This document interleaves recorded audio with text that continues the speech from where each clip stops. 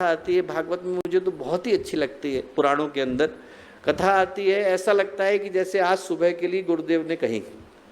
महर्षि थे पुनर्वसु, उनके शिष्य थे अग्निवेश। महर्षि पुनर्वसु ध्यान में बैठे थे, समाधि में बैठे थे, और एकदम से उनकी आंखें खुल गईं। खुली तो उनकी आंखों में दर्द, पीड़ा, भयावह भाव। अग्निवेश के हृदय में बड़ा कष्ट हुआ, मेरे गुरु की ऐसी स्थिति क्यों है। उनने अपने गुरु से पूछा कि क्या हुआ। बोले, मैं कलयुग के चरम को देख रहा हूँ अग्निवेश, और मैंने देखा कि बड़ा महाविनाश होने वाला है। क्यों?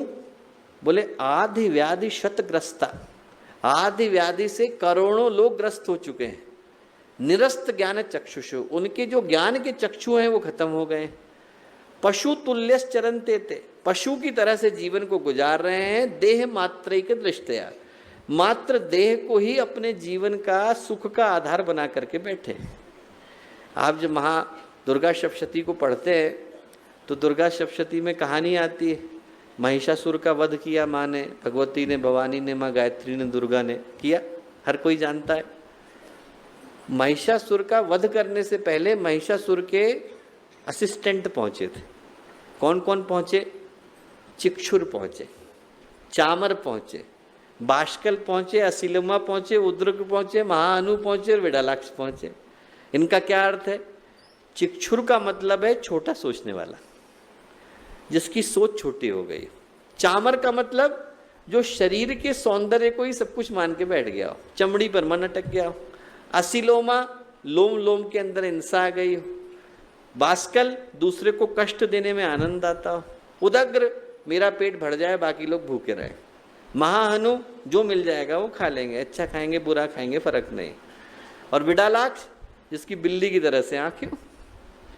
बिल्ली क्या करती है? बस आपकी क्षण भर के लिए दृष्टि हटी कि दूध का प्याला लेकर के भागेगी। वैसे ही हो गया। आज के समय में लोगों के इतने बढ़िया बढ़िया संस्कृत वाले नाम नहीं है, पर उद्देश्य तो यही हो गया। आदमी का जीवन ऐसे ही हो गया। तो ये देख करके बड़ा कष्ट हुआ पुनर्वसु को। अनेक चित्र विभ्रांता, अनेकों लोग इसी तरह के दिखाई पड़ रहे हैं। ऐसा 1.5 पेज तक वो बोले, पर जो अंतिम लाइन है वो कितनी काम की है। अग्निवेश ने पूछा कि गुरुदेव, इसका कारण क्या है? क्या है? ये सब लोग परेशान हैं, सब जिंदगी आदमी की नष्ट हो रही है, शरीर के कष्ट हैं, मन के कष्ट हैं, क्यों है? ये कलयुग चरम पर क्यों पहुंच गया है?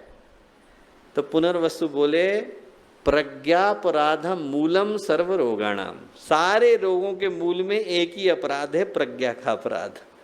व्यक्ति की प्रज्ञा भ्रष्ट हो गई। व्यक्ति ये भूल गया है कि मेरे जीवन का मूल उद्देश्य क्या है, क्यों मिला मनुष्य का जीवन।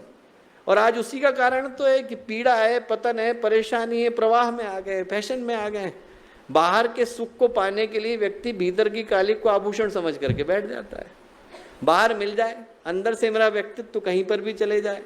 मन में शांति नहीं है। हर व्यक्ति के दिल में ये आ गया कि मुझे अभी चाहिए, इसी वक्त चाहिए, किसी कीमत पे चाहिए, दूसरे का गला घोंट के चाहिए, मेरा स्वार्थ पूरा होना चाहिए।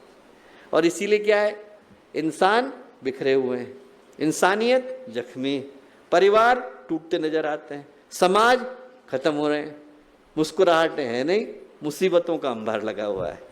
आदमी के पास कुछ है नहीं और तब भी आदमी पूरी जिंदगी को सुहा करने के लिए तैयार है। ये समस्या जब आती है तो ऐसे में क्या है, 2 ही पथ हुए आज तक। एक पथ तो है दंड का और एक पथ है पुरस्कार का। एक पथ पर चलोगे तो आपको सजा मिलेगी, एक पथ पर चलोगे तो आपको पुरस्कार मिलेगा, प्रशंसा मिलेगी।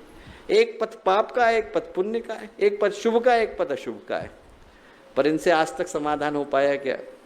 न जाने कितने असुर हैं जिनको अकेले भगवान ने आकर के मारा। रावण को तो मारा ही मारा, खरदूषण को मारा ही मारा, सूर्पणखा को तो मारा ही मारा, अकासुर को, बघासुर को, पूतना को, कालिया नाग को भगवान कृष्ण ने आकर के मारा। दुर्गा सप्तशती में पढ़े तो मधुकैटभ को मारा, महिषासुर को मारा, बाकियों के नाम मैं गिना चुका हूँ। चंडमुंड को मारा, शुंभ निशुंभ को मारा, धूम्रलोचन को मारा, रक्तबीज को मारा। इतने को तो अकेली माँ दुर्गा ने आकर दुर्गा सप्तशती के अंदर मारा। उससे दुष्ट होने बंद हो गए क्या? नहीं, क्योंकि भय अकेला समाधान नहीं।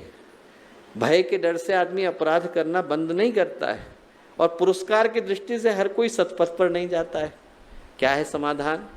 समाधान ये है कि आदमी की आस्था को बदलना पड़ेगा।